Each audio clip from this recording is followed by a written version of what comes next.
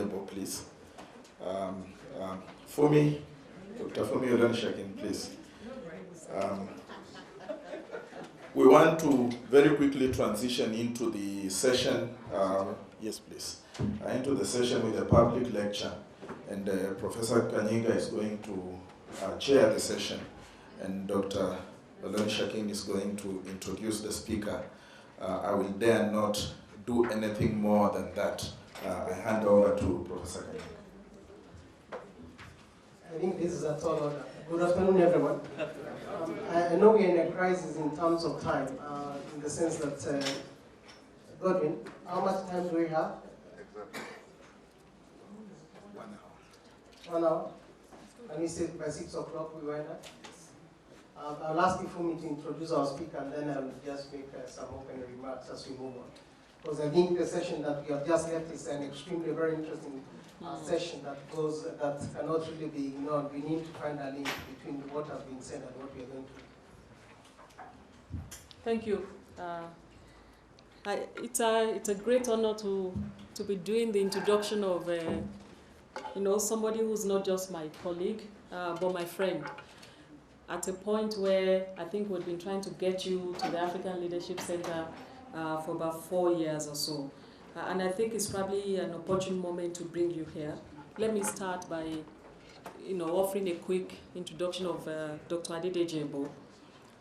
He's the Chief of Security Sector of the Security Sector Reform Unit in the Office of Rule of Law and Security Institutions, what we call a ROLSI, at the UN Department of Peacekeeping Operations. That might ring a bell to you if you hear everything that's been said about UN Department of Peacekeeping Operations in the past 2 hours or so.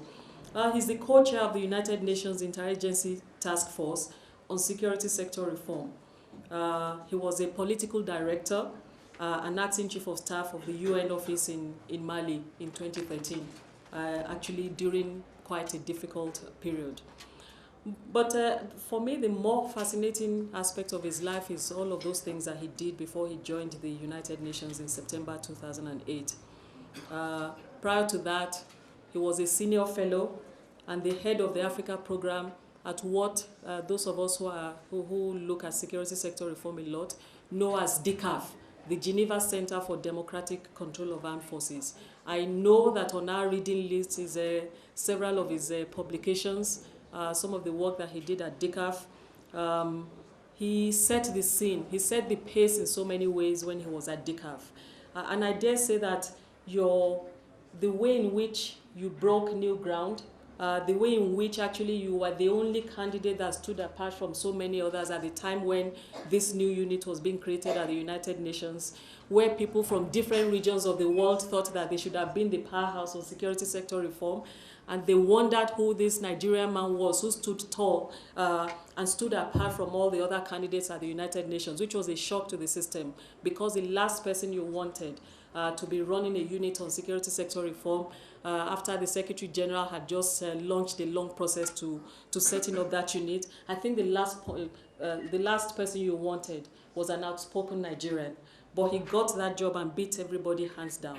That is also because before then, he was associate professor and head of Department of Political Science at the on defense studies at the Nigerian Defense Academy in Kaduna, a post he held for 13 years and transformed the place in very, very significant ways. And at the same time, he was an adjunct lecturer at the National Defense College, Abuja, and Command and Staff College, Jaji, Nigeria. His selection to this position was interesting because of all the civilians, if you like, that purported to do security sector reform. Not many knew the security establishment inside out and also could theorize about it, as well as take on serious policy heavyweights around it. He's widely published. Like I said, his work is on our reading list proudly at King's College London in the area of security sector governance. I'm surprised that your CV, even on the system, does not read all the work you did on small arms and light weapons, that he did thoroughly for small arms survey as a researcher for many years. A quiet operator, a powerful thought leader in his own right, and it's a pleasure to have him here. And thanks, Professor Kayinga, for giving me this opportunity to introduce my colleague and my friend. Thanks a lot. Thank you very much, Fumi. With that kind of introduction, you are raising expectations. And the last session was truly, truly a reflection. I have gone through great pains to prepare long notes for this public lecture. But after that last session, I don't think we need to be here for a long time. What I will try and do is tie my remarks into what was said. Yes, I do work for DPKO. I think I need to say first and foremost that I'm not here speaking for the UN. That should be clear. The second thing is that it's a lot more complex than it appears when it comes to peacekeeping. And I wish this camera was not staring me in the face, and I'll tell you a few stories about how Africans at the UN are breaking their back, I would say, to do exactly what you are saying. You know, to eat a bad thing and still say it's bad and not lick your mouth, as my colleagues say. But at the same time, many Africans who are doing what those good people are doing. You know. So the point that was made by someone about the need for that critical mass in Africa is something that cannot be overemphasized. The UN is like a marketplace, I'll tell you. You know, if you go there empty-handed, you come back home empty-handed. But if you know what you are doing, you go to sell your wares, you do an exchange. So it's very complex. And I think, for me, two things I need to say. One about what Bayo said on SAP and the role of the so-called Washington Consensus. I can back every word he said. I did my PhD on structural adjustment and the debt crisis, comparing Nigeria and Ghana. I don't know why he looks so young, because I used his work. And that was quite a while back. So there are many Africans who are contributing to this thinking. But unless it comes from Mr. Smith, it's not knowledge. And I'll come back to that later. I have to make reference to what my brother said about memory and imagination. And that's where I will start to do my presentation. But I cannot resist saying, after listening to Eka, whom I have known for a while, that I don't mean to be patronizing, but the development, the growth intellectually is fascinating. I was saying Nigeria, the young shall grow. This young has grown, and I think ALC needs to be very proud. Now back to security sector transformation. I like the point about memory and imagination, but that's, for me, where it starts. So I'm not insulting us. But as Africans, sometimes you'll be forgiven to think that God created the world in 7 days, and on the 8th day, he created police and soldiers. Because all we know is that they exist. We've had a particular history relationship with them. We haven't really bothered to ask ourselves, what's their role? What should be our relationship with them? What purpose do they serve? And I think my brother here was getting to it. So I think let us begin to unpack some of these things. And I want to take some time to talk about the origin of security institutions. Let's not forget, up until the Treaty of Westphalia, security was not even arranged on the basis of states. Every canton, every grouping, every village had their own security arrangements. And how do you do it? We come together as a people. We want to live together. Everybody cannot be responsible for security. So we say, okay, you 10 guys, you are responsible for law and order among us. You wear yellow, so we can distinguish you from the rest. You 15 guys, your task is to protect us from others coming from outside the village. You are the soldiers. You wear blue or green. Okay? and so on and so forth. After Treaty of Westphalia, everything was formalized on the basis of states. Then Africa was colonized, and these institutions were established for a particular purpose, as my brother here was saying. And what was the purpose? First and foremost, to keep the natives at bay, keep them at check, because they start having political aspirations, they want to be independent, they want to rule themselves. That's against the interest of the state. So the fundamental task of security sector institutions was to protect the state from the people. The other reason they were established was, in many cases, forcible taxation.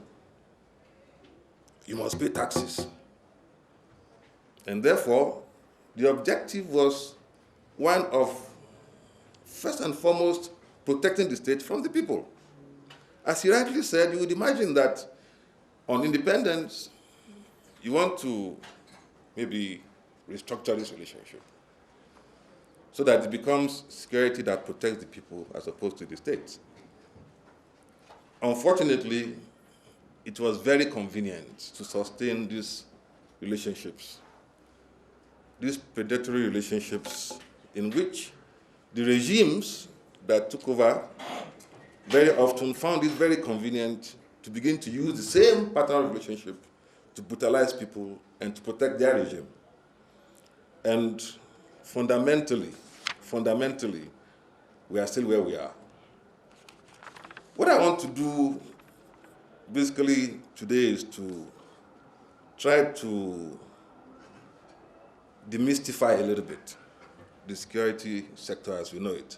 In all the years I've been in this work, I have not been able to really capture my frustration, my discomfort, my unease with the African security sector. But there's one brilliant Nigerian professor who put it well in this quote I will share with you. His name is Okudiba Enoli, who is a professor at, I think, Nsukka. And he went to give a lecture at the Nigerian War College. And this is what he said. He said, security seems to have acquired a mystique. In the minds of most Africans, it has become mystical, mythical, even mysterious. And if you take a moment to reflect about the point made about memories and imagination, how can you, because when you talk about what is a myth, what is mystical, it's talking about secrecy, about illusion, about fiction, about what is a legend, what is a puzzle, what's an oddity or a fabrication. You cannot trace the source of that. So you cannot have a memory of it. And if you don't have memory of it, you can never have imagination about how to transform it. And that's why I liked your point about memories and imagination.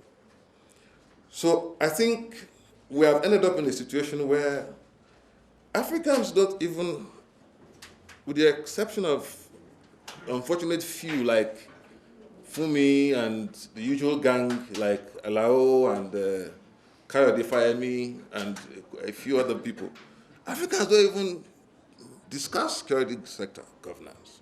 We just accept it. You know.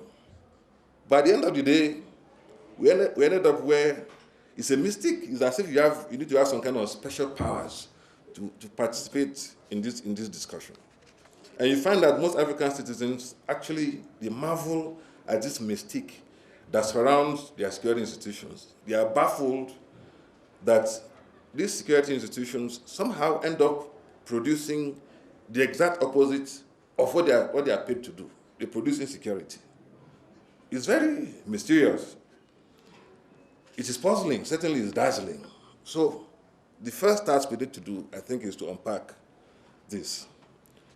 I will skip a few things in terms of what are the sources of insecurity in Africa and all that. We all know what the sources of insecurity are, depending on where you are coming from. For example, I think a big source of insecurity in Nigeria is just sheer movement, road travel.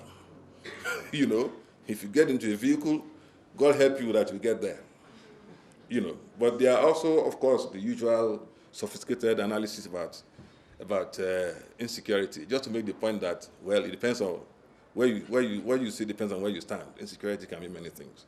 But the point I want to make, because I don't think we have much time, is to go back to that failure of African states to redefine the relationship between state and people in the security configuration.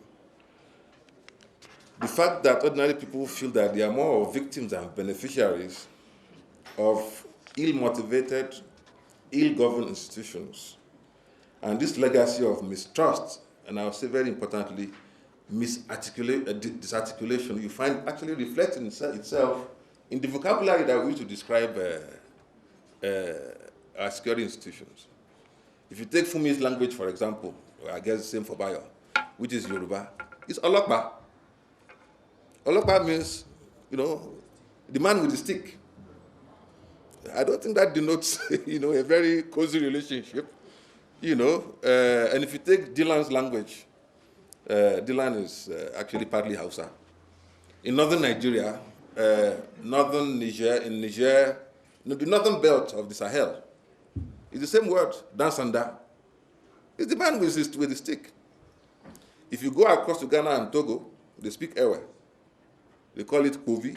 It's the man with the stick for the police. Now, that tells you a lot about the mindset of the African, about the simple policeman, because it was one of brutality. So that is what has defined the relationship between state and society. Second is what I call the trading of places. As I said earlier on, you give the military the guns to protect you from outsiders. They are your servants. They are your guards. But because of the governance deficit, because of the disarticulation, you find that these guards now actually trade places with the masters. They take over the government, and then you serve them, they don't serve you. That's another thing that contributes to the confusion of the African and the mystification of security institutions on our continent, this trading of places. Then there's the Max Weber's myth about the state being about the monopoly of the means of coercion. That's one of the core qualities of a state. But in our continent, the state has never been. When the colonialists came, we had security institutions here, and I dare say they will never be. Because these institutions, I don't want us to take a romantic notion of them. Some of them are very gender insensitive. They have no oversight and governance mechanisms, but they are damn resilient. And the people identify themselves more with these institutions than they do with the former state institutions. So that's the limit of Max Weber's thinking about this monopoly of the means of coercion is reflected nowhere less than in Africa. That monopoly does not exist. And that monopoly that does not exist has led to a bigger issue for us. Because the state, being the state, of course, is legal. But many of these institutions may be legitimate, but they are often not legal. So you find that in security sector governance, you are always dealing with this friction between legality and legitimacy. What the state provides is often not legitimate because it's brutalizing. But what the traditional systems offer is legitimate, but it's not legal. And you need to therefore, somehow address that friction between the two. Then the other thing I wanted to raise that will help us demystify the security institutions is what has become the end of security as a public good. The first duty of any state is to protect the citizens. Thanks to the traditional limited reach of the post-colonial African state, now propelled by exactly what Bayo was talking about, the neoliberal thinking about rolling back the state and provide private alternatives to what a state function should be. So, for example, Bayo was talking about INGOs replacing governments. Now, private security companies are replacing state institutions. So, security, you find, is no longer a public good. It depends on who can afford it. Because increasingly, the African state is getting not just justification, but encouragement for vacating this space and hiring security companies, most of whom actually have their corporate headquarters in other parts of the world. But let's not fool ourselves. There are also the local in private interest who are their, shall I say, their partners. So I don't want to spend too much time since I only have, say, 10 minutes more? Okay. But the other thing I want to talk about is, security sector reform, what it is. Because you find that very often we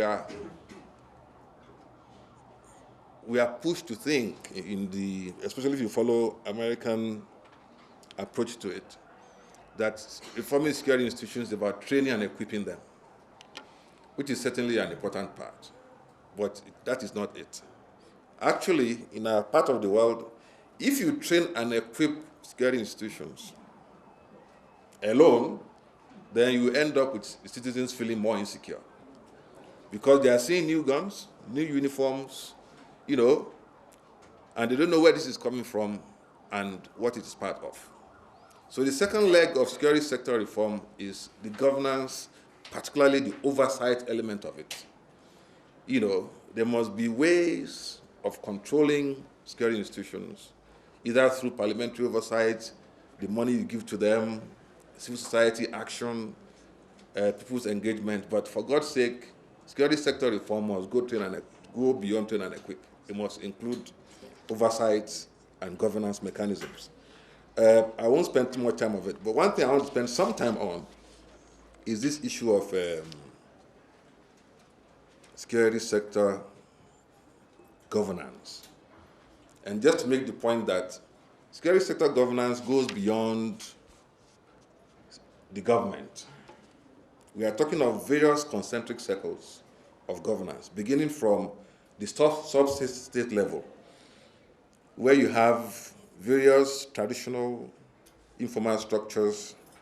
After the sub-state level, you also have at the national level, you have the regional and sub-regional level, and you have the global level. And it's at the global level that the UN has been receiving all these reviews, shall I say, during the last session. But you also have the various levels, and I can talk about those actors who participate at those levels, maybe in the Q&A session. Let me talk about transformation and what I think we need to do. Then we can wrap it up and leave the rest to Q&A.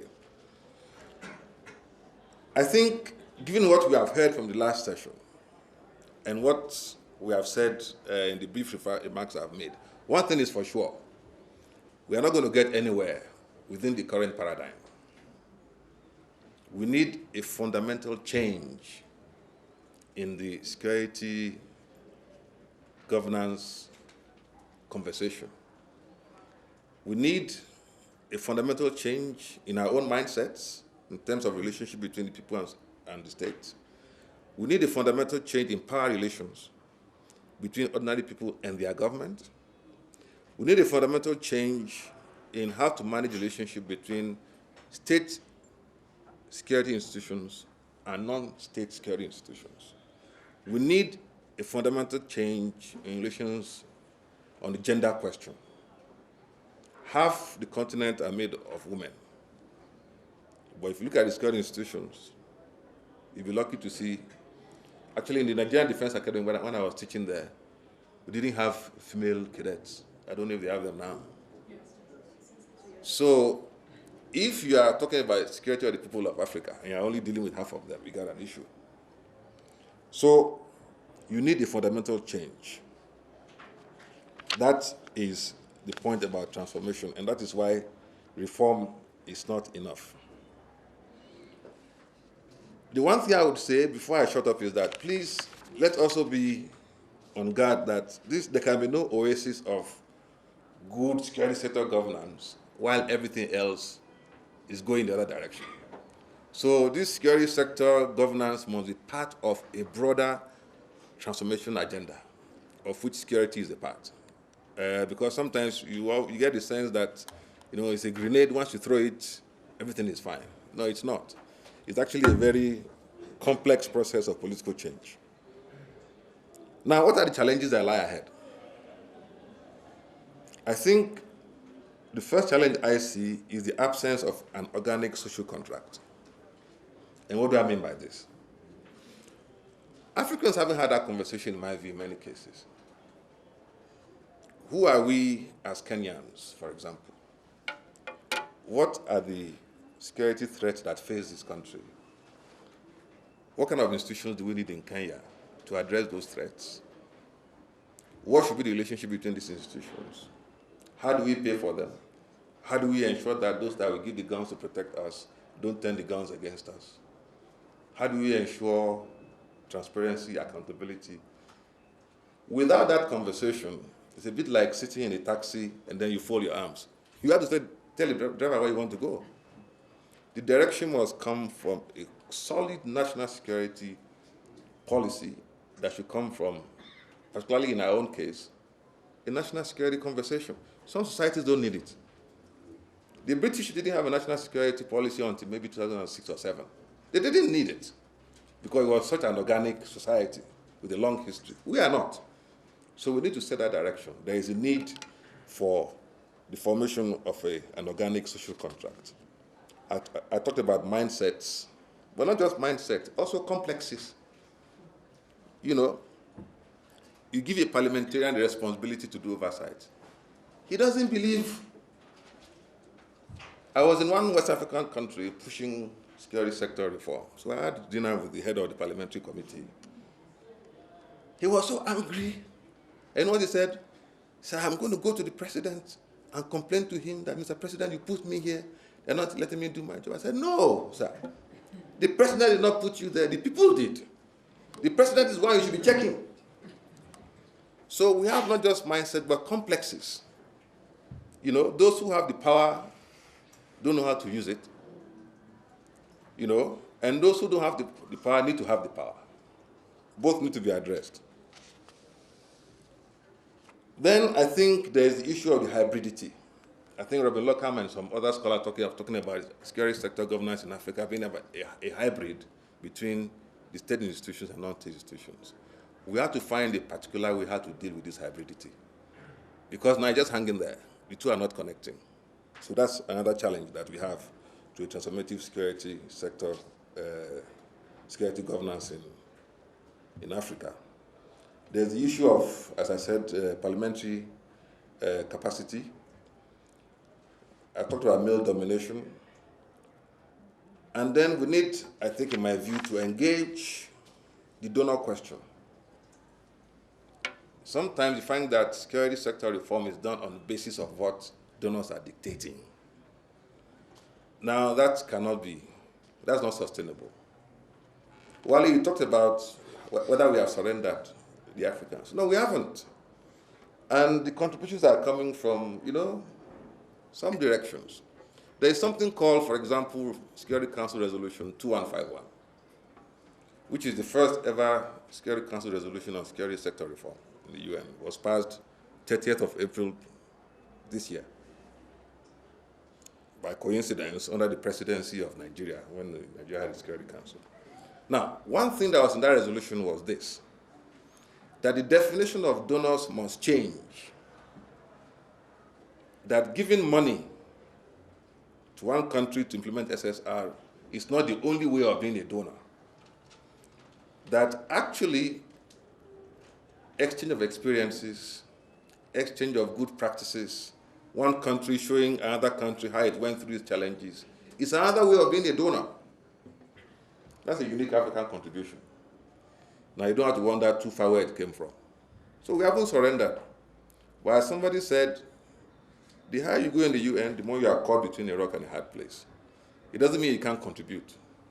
But the terrain is changing. And I invite you to read 2151. It's quite a radical document. I don't know how we managed to get it through, but we did. So, what do I think we need to do in terms of recommendations?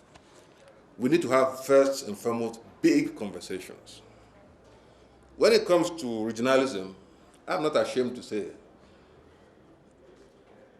I don't think this continent is going anywhere until we get close to that thing we are running away from, that United States of Africa. It's a personal position of mine. It's a bit embarrassing that, you know, the OAU became the African Union just because the Economic Commission for Europe, or whatever they call it, also became the European Union, so we also changed our name. It's even more embarrassing that we are talking about African ownership, but the entire building is built by the Chinese. There's an annex to it on peace and security, built by the Germans. So the AU colleagues, they call that building Chinatown. The other one is Frankfurt. And we want to own it. So we need to have big conversations. Are we really serious about this? Or are we just whining and complaining? And that's why I agree with Eka that, you know, stability doesn't cut it. If instability is what it takes to have positive change, let's have that. But let us know where we are all going and going together. But I don't think African countries can go their different ways. Imagine the price of cocoa alone. Do you think what would be the price of cocoa if African countries say they are all charging the same price? There are cartels, but those cartels are never in Africa. So for me, that we need to have big conversations. Otherwise, a lot of the work we do is wasted. For example, we had the African Union SSR policy. Remember, Fumi? We did the policy, we got them money, $2.4 million to implement the policy. Today, in terms of laws, Anglophone laws, Lusophone laws, Francophone laws, I learned when I was doing the small arms work that sometimes actually these laws allows criminals to escape. You know, because what one is saying is prohibited, is allowed by the other. So we need to harmonize all the security legislation on this continent. So you can have an African framework, an African security framework. The other thing I think we need to do is that we need, in many cases, regulation for these private security companies. There's too much freedom for them. We don't have a common standard for them. Where there is regulation, is voluntary. They determine how to regulate themselves. That's not good enough. We tried in ECOWAS. Wale, you said the ECOWAS doesn't have this kind of framework. We do. It's called the ECOWAS Conflict Prevention Framework. One of the elements in it actually is recommending that there should be a regulation for private security companies. It's on security governance. We need to have human rights training for our security institutions. We need to have security sector governance taught in African tertiary institutions. People need to be able to get degrees in this subject. Otherwise, we'll keep sending them to the Cranfields of this world, you know, where they'll go and study more about the British Bobby than the Kenyan Askari. So we need to domesticate the subject. So apart from tertiary level, and exactly this comes to the ALC, leadership training on security sector governance is crucial. So I really encourage you to continue to have even more dedicated space. Bring all those uniformed personnel from across Africa and have them at the center and take them through these challenges and how we can approach them. Because we need to own this subject. So far, we don't. I think the role of civil society is key, and I will not go into that in detail. But my own experience is that African civil society groups were more concerned with ending military rule. So once military rule ended, they were facing a crisis of relevance. Of course, we have the African Security Sector Network, but I would argue that ASSN itself needs to strengthen and reformulate its building blocks, because right now, civil society on SSR is very weak. So I will leave it there, but at the end of the day, we need to change the security sector governance on this continent. And to do that, we need to change our mindset. And to change our mindset, we need to change our politics. And as somebody said, in order to change our politics, we need to change our values. So I'll leave it there, and thank you for the time.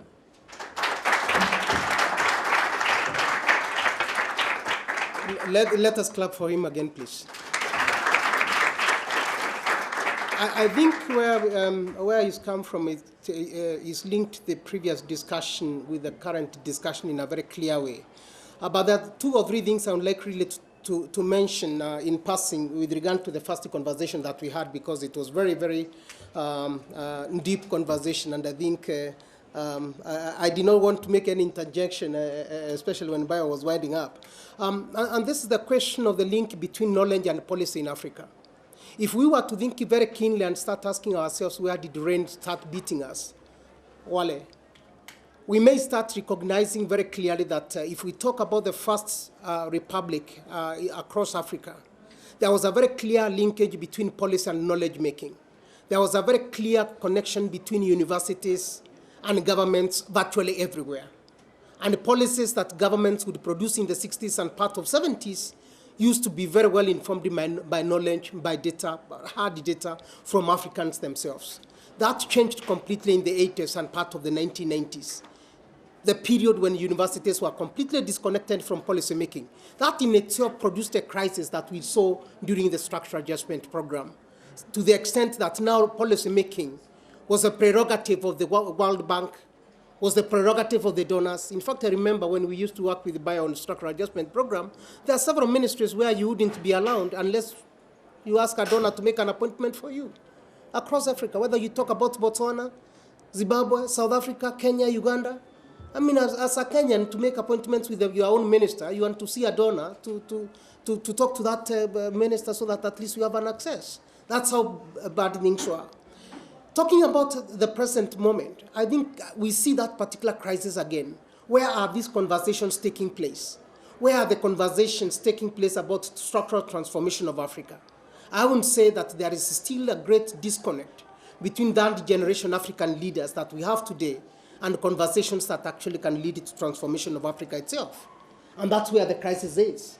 And that is why we can even say that the security sector institutions in Africa today are the last institutions to democratize. They have not even been touched by the spirit of democratization that began in the 1990s. Remembering 1990s, the period of liberalization, security sector was not touched at all. The police, the army, name it. And there are certain reasons for that, which I'll come back to later on. The second issue I think I would like to emphasize is the instrumentalization of differences that someone talked about, and someone also talked about it in the context of ethnicity and tribalism. I think a student from the University of Nairobi here.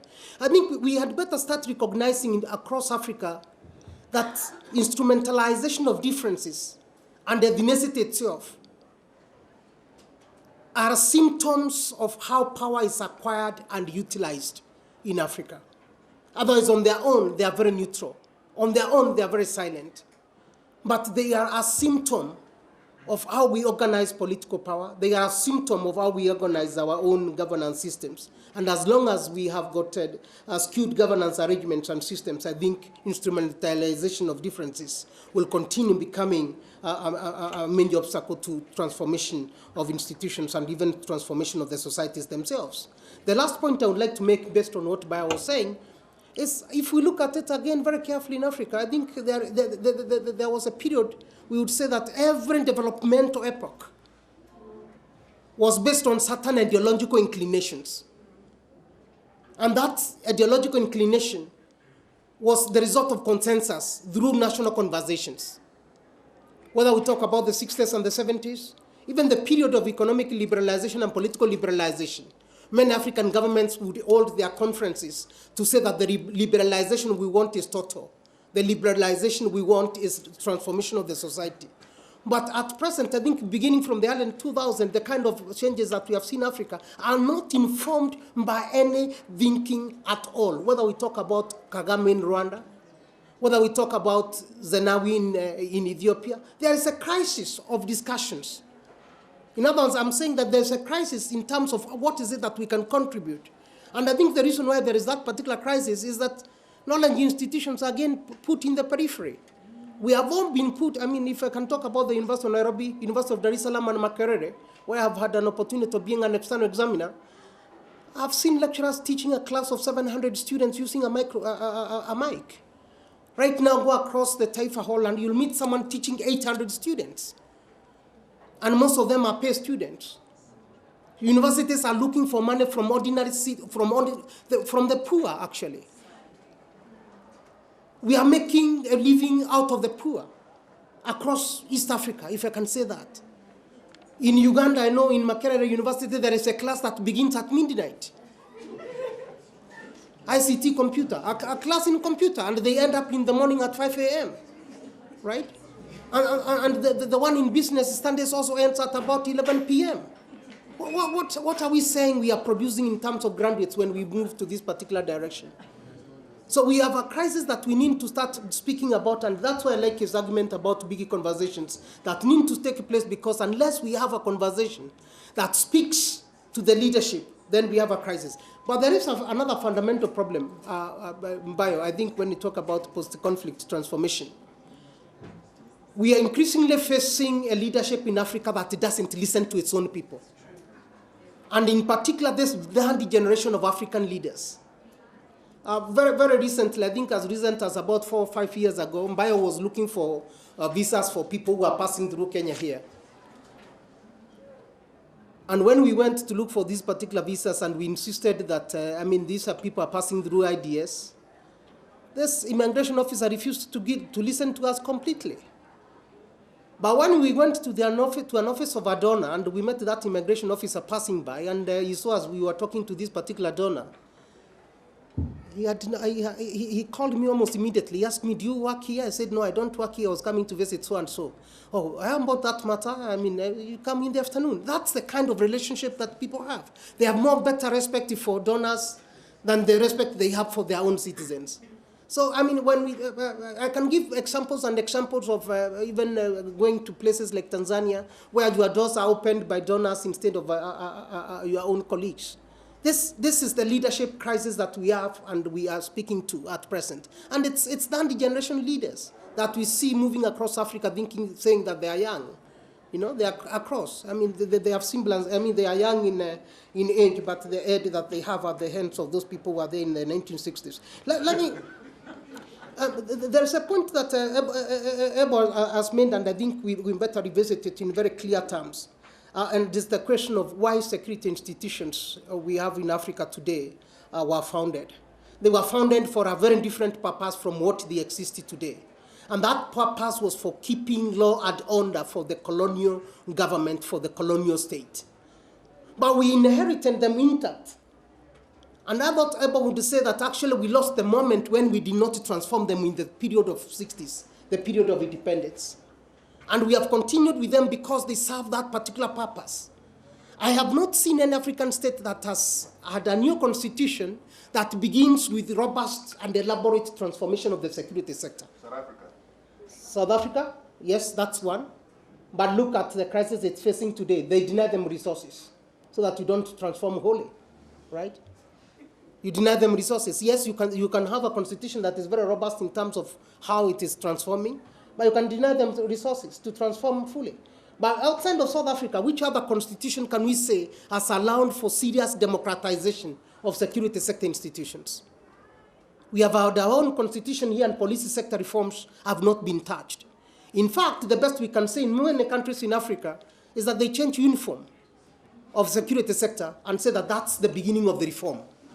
Right? That's the beginning of the reform. Changing uniform from blue to green, and then they say that the reforms have begun. I'm yet to see a security sector where we have had transformation in terms of attitudes, in terms of values of the security sector institutions in the totality.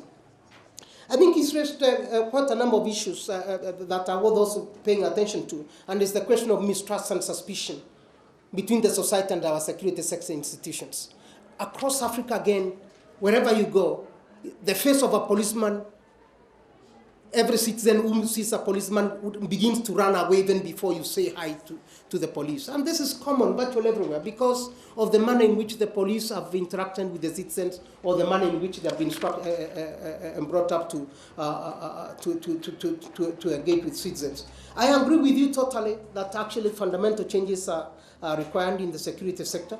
And of course, the recommendations that we make are quite heavy recommendations that we need to start thinking very highly about. But my question and my concern is, whom do we talk to? Especially when we have got governments that have increasingly shown that they are not keen to listen to their own people. They are keen to listen to China. They are keen to listen to Obama. They are keen to listen to Germany.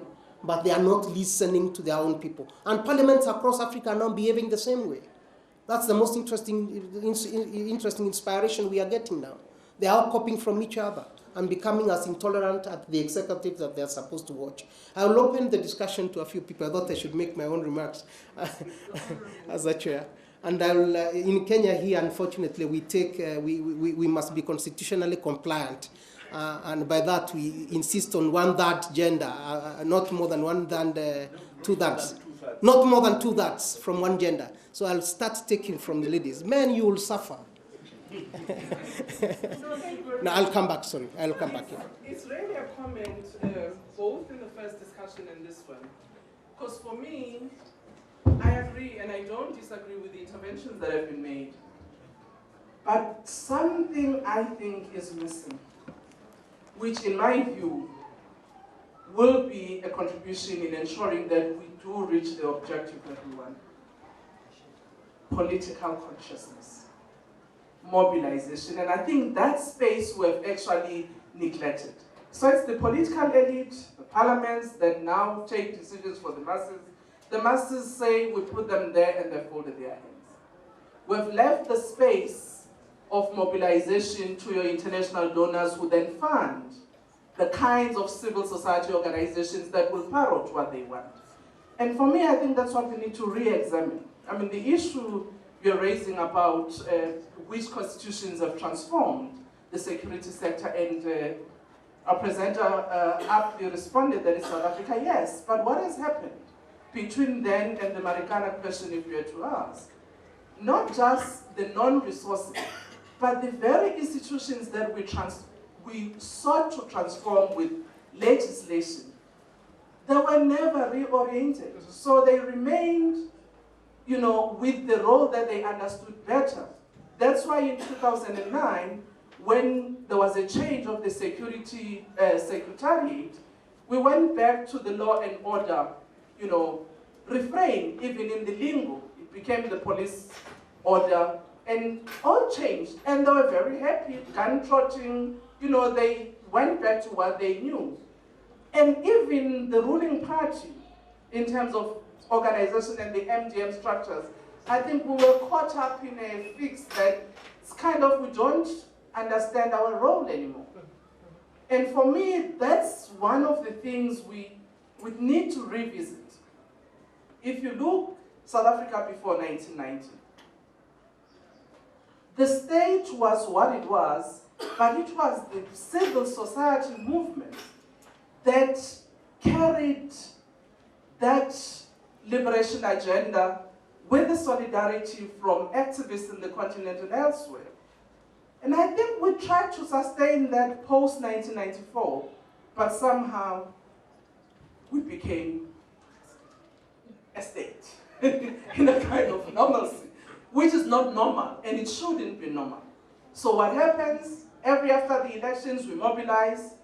Once the elected officials have been elected, government is set, parliament is there, that enthusiasm of raising those critical issues and holding the governments to account kind of disappears. But also that relationship between civil society movements, academia, and our intelligentsia, somehow we know they exist.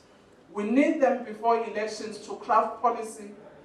But when it comes to advising the state, we start to think, where's GTZ, where's World Bank, and we forget those very people who helped to put the manifesto and craft the language that we needed at the time. And I think that political consciousness and mobilization to ensure that we keep our governments to account, in my view, it's a contribution that will enable us to transform even the security sector that we talk about today.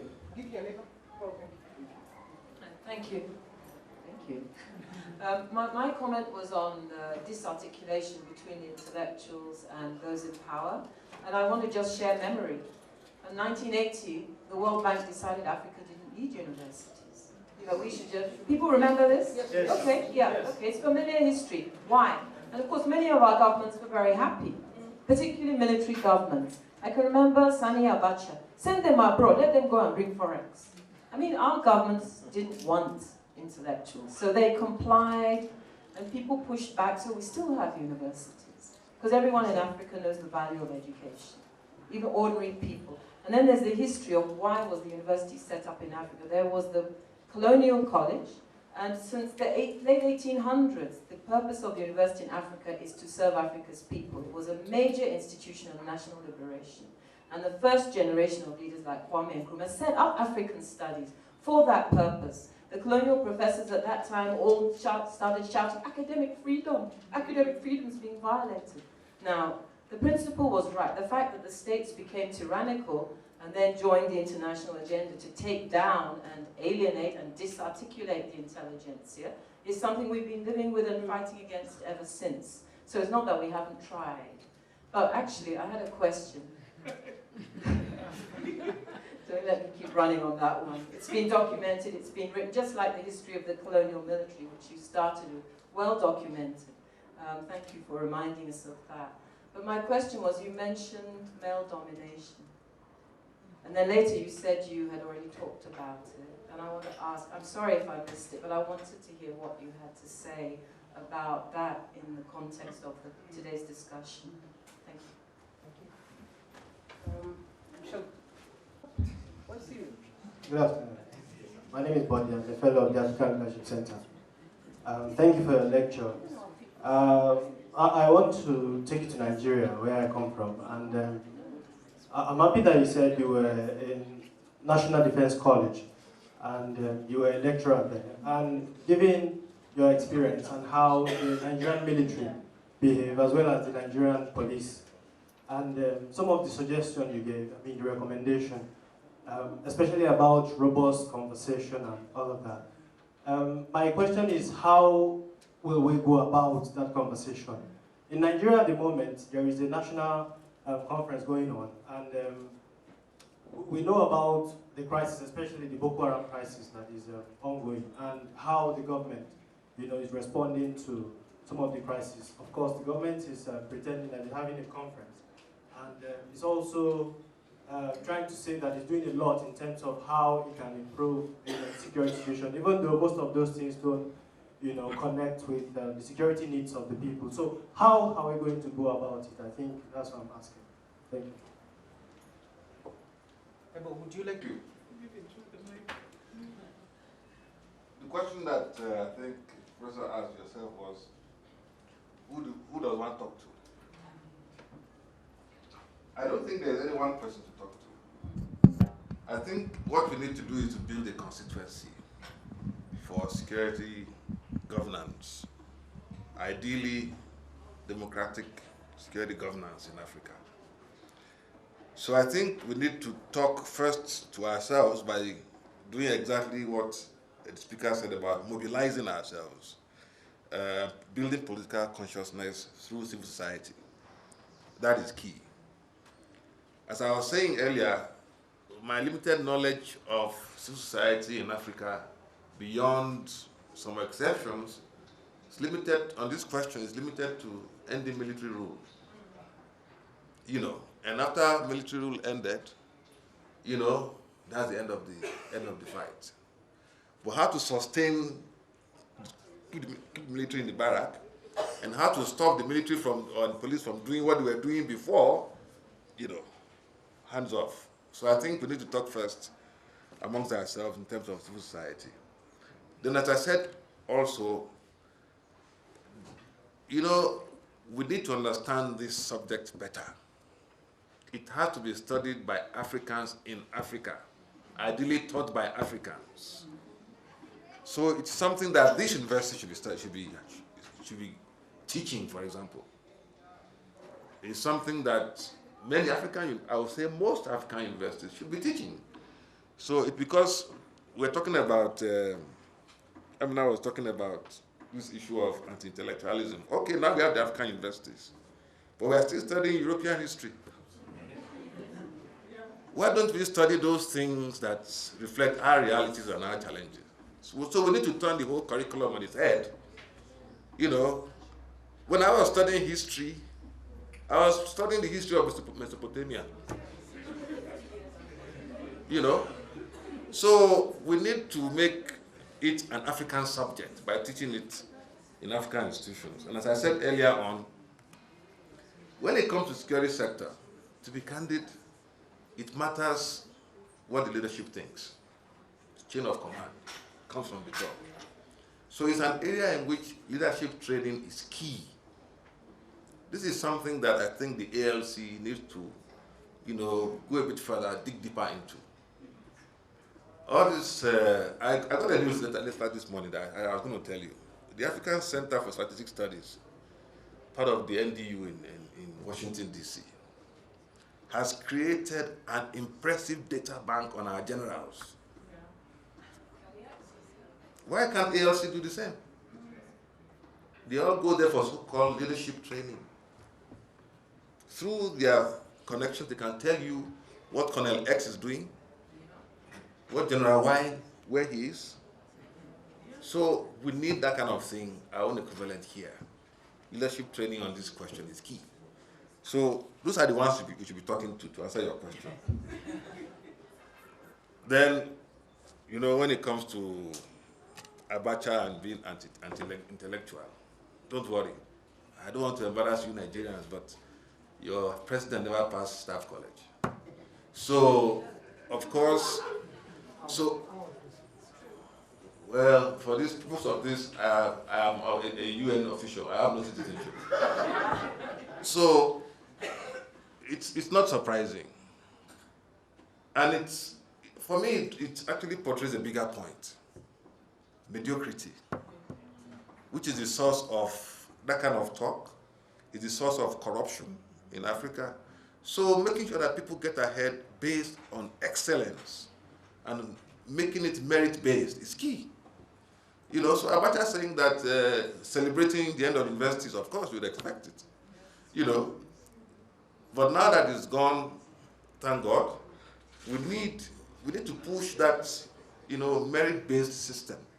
In terms of whether the World Bank wanted it or not, as I said, and somebody else said it earlier, if we have our own direction, if we have our own serious conversation, which in my own preference is Africa-wide, then that is too much of a weight for anybody to manipulate and control.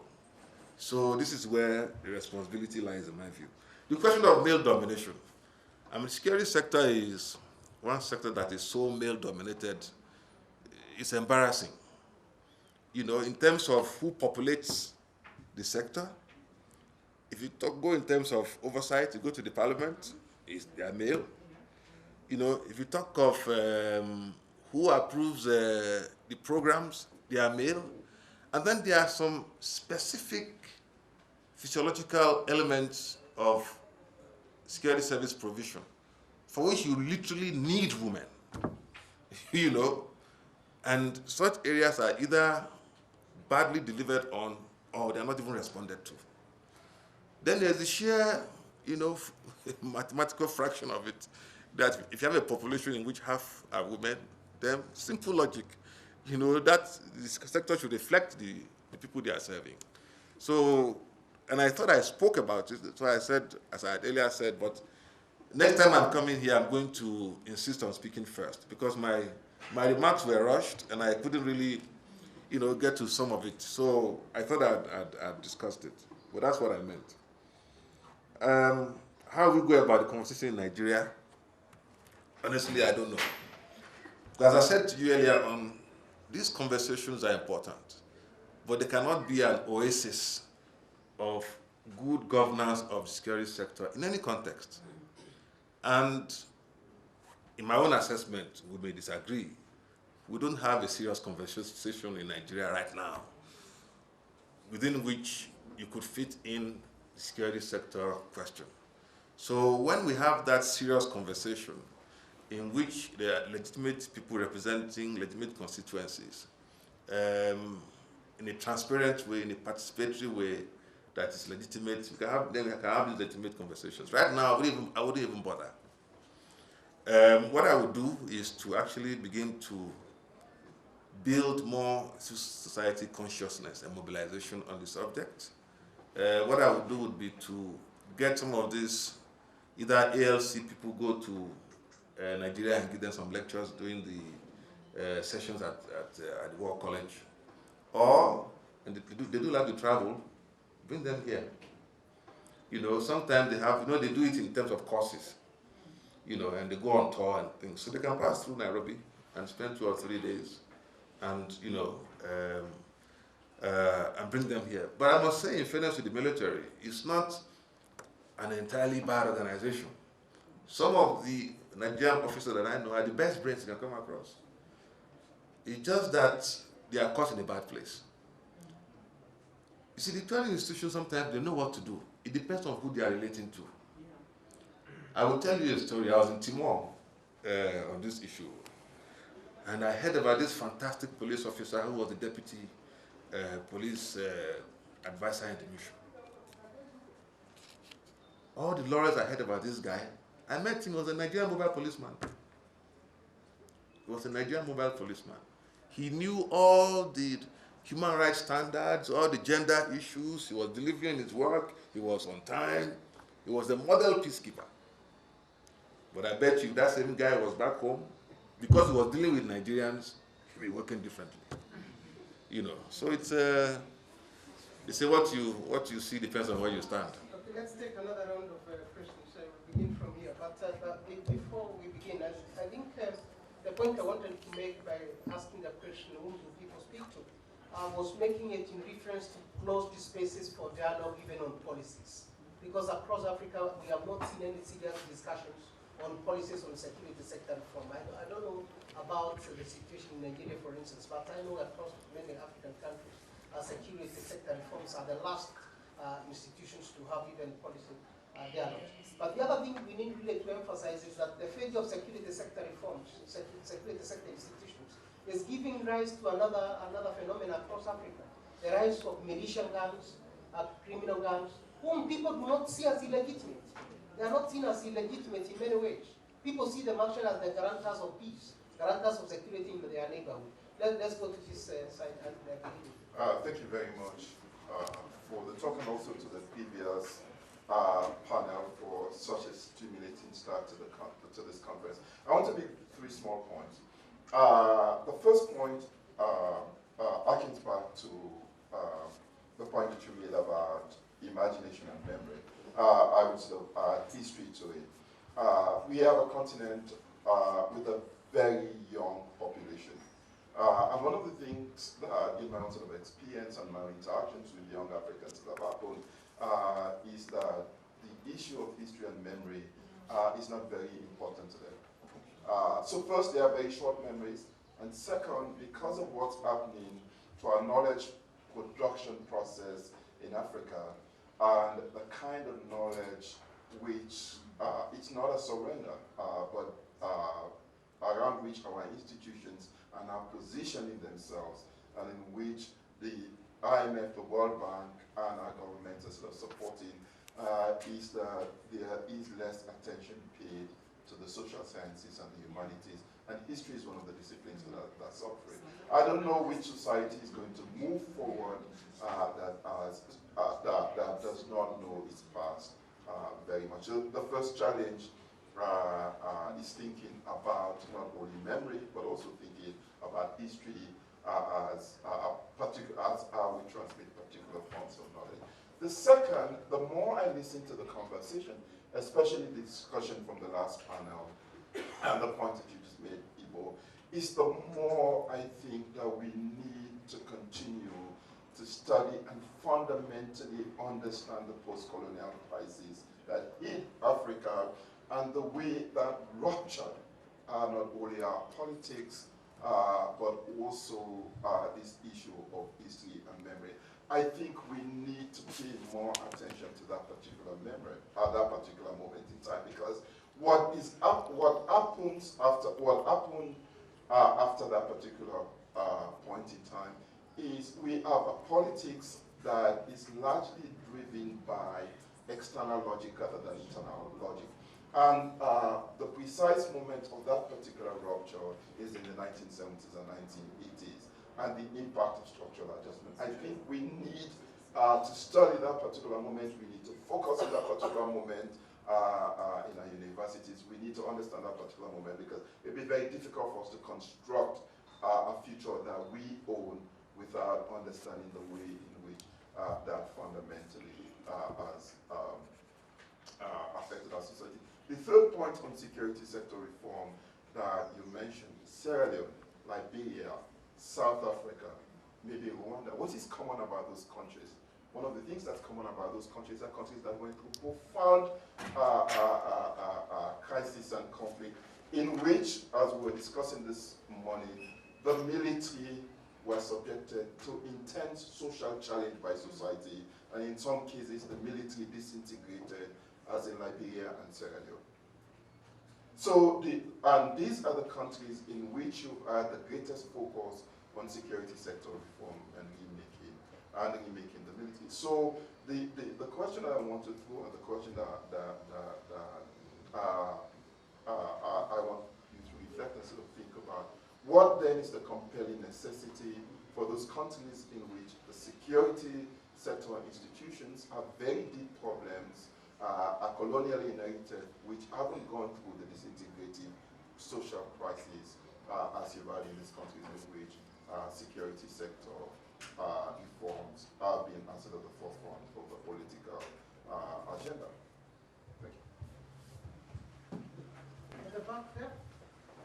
I probably don't need that. No, you need it actually. Just talk. For recording. Can you hear me? For recording purposes. Oh, for your recording. Not only for recording, actually you think we can hear you, but we can't. Okay. Well, my points are very simple, I hope. Let me start from this whole issue of mysticism, because I think that's critical. We have made our people incompetent in our everyday life, in every sector, whether it be the judiciary, the academia, the intellectuals, because even the languages we use do not include that. Fundamental to that is the fact that in the 21st century, the critical thing is how we walk with our people, not walk on them. And there's this notion that we constantly do to them, so they are victimized. In the process of modernization, in the process of reform, we are constantly constructing things to do to them. This leads to a lack of social capital, and so we should not be surprised whether the social contract breaks down completely. So when we are talking about reform, we need a complete reformation of our thought process. Whether we are conscious of it or not, we are all educated into white supremacy, whether we are conscious of it or not. And the challenge we have when we are talking about whether it's security reforms or otherwise, is to start to really find ways back to our people. Not to dumb down, but to raise them up. Not to just talk in terms of university education, but basic life skills that makes them competent enough to walk into a courtroom and be able to articulate their concerns, to speak to their rights, to challenge the system, to hold people to account. These are critical. And so consciously, what we have to do, or what we have to start to do, is to have this conversation immediately from the bottom rather than from the top down. And the challenge for people like us in Nigeria, there's a saying amongst the Yoruba that they say that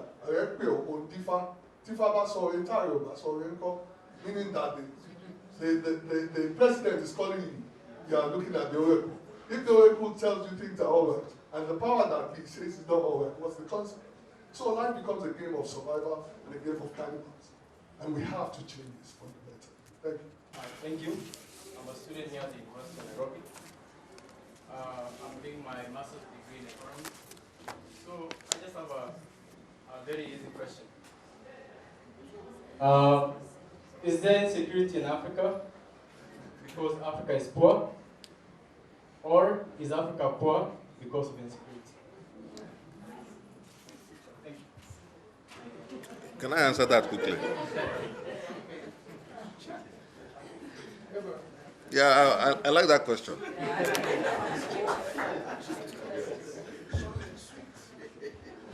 You know, the jingo is security and development. There's no security, there's no development. There's no development, there's no security. I don't know if I entirely agree. I don't know if I entirely agree. And I know some of you are surprised. Economic development enhances security a lot in terms of, the very definition of human security and all that. But if you study history, there are societies that have been poor but safe. Think about Tanzania, which is not a country that we always use as a model of security sector governance. There is a system in the Tanzanian recruitment of officers. If you apply to the academy, the chief of your village must also sign your form. That is governance, that's accountability. So just because you are poor doesn't necessarily make you unsafe. But I believe that development enhances security. As Bayo said, na poor, no craze.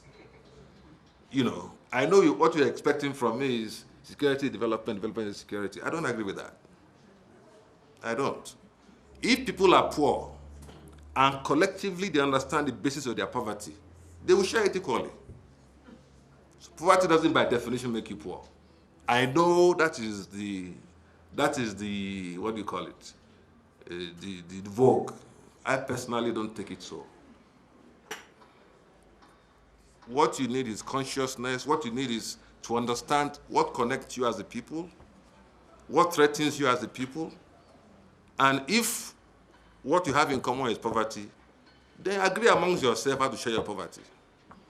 But you can have all development in the world within the context of this trickle-down economics, and some are living fat, and some are starving. That development is what will threaten people. Because those who are poor will be angry against those who have it.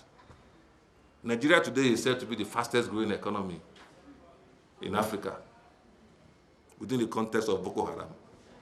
So please, I don't entirely buy it. I see the logic, but I think it simplifies a much more complex debate. So I don't buy it. That's why I said I like your question. Now, Rashid's point about citizenship, because that's where I took it. Was it you or someone else said we don't take care of our people? And then I think, even when we involve our people, we have continued to inherit the same mindset. Citizenship is limited to urbanization. When we say Africans, we mean those in the cities. And government documents are only available in English and French. So the mindset issue. You're talking about, courts. I don't understand why an African sitting in the heat in Maiduguri had to put horse hair on his head just to show that, he's a judge. Why do you need a wig with horse hair that adds to the heat, 45 degrees heat? We inherit these things. We don't ask ourselves what purpose they serve. So even the courts have their own, you know. Then they bring the laws that you go to the Grace Inn of London and they go and study how it was done in Manchester. Then they will come say, according to Queen versus this. What's the Queen got to do with it? So we need to own the subject. We don't. We are still riding in somebody else's vehicle.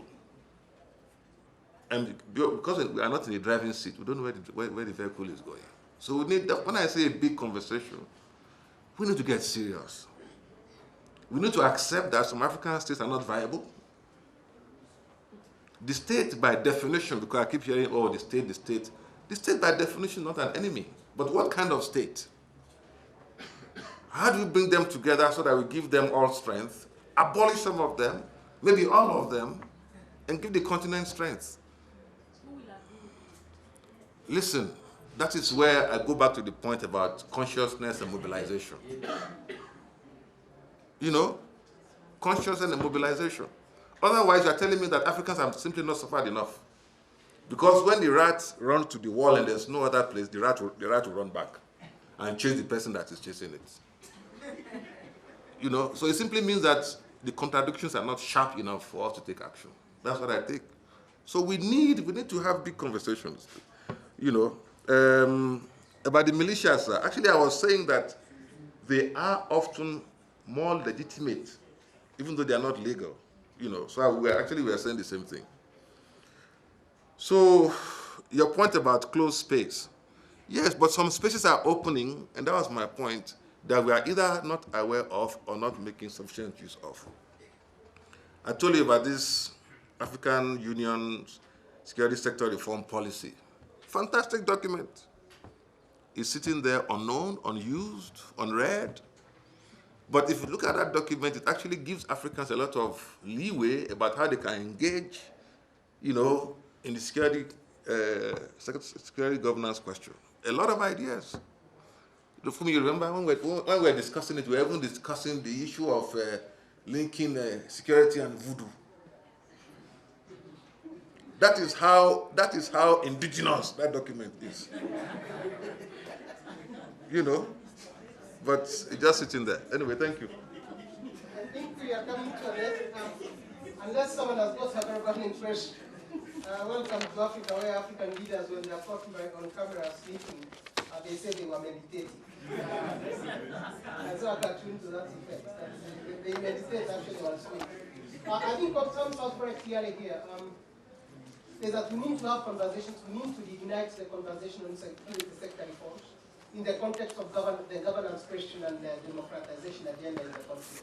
And the failure to link the three very carefully will not lead to transformation of the security sector.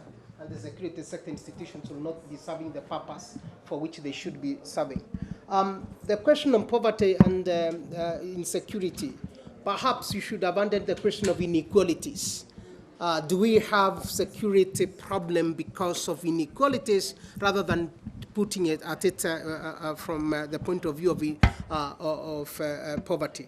I have never seen any poor neighborhood with people having grilled doors across Africa. Wherever you travel across Africa, go to Soweto, go to Kibera in Nairobi, wherever you go, travel in their slums and you'll never see the poor people having grilled doors the way we put them here. When you see this is a sign of insecurity. It tells you there is something we are up to. First of all, it's a sign of insecurity, and then someone within the university wanted to take a 10% from kickback. That's common thread.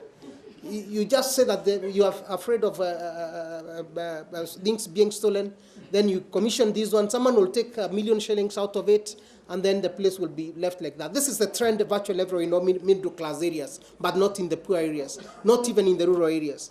The second thing that comes out very clearly here is that we need an African framework of understanding security sector reforms, security sector regulations, and we need to think very carefully about training and mindset of the African question on security sector.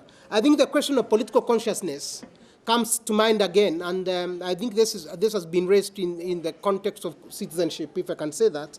And I think what we may want to end up saying is a big conversation needs to be started. A big conversation needs to be started because security sector reforms are lagging behind, and if one can say that, and it's the last institution to transform.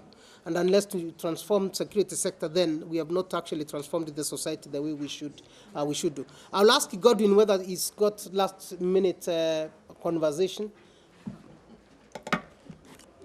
I'll ask Godwin to tell us what's next after this, but I think we need to clap for our speaker, and very heavily. And again, and again. Thank you very much. Okay.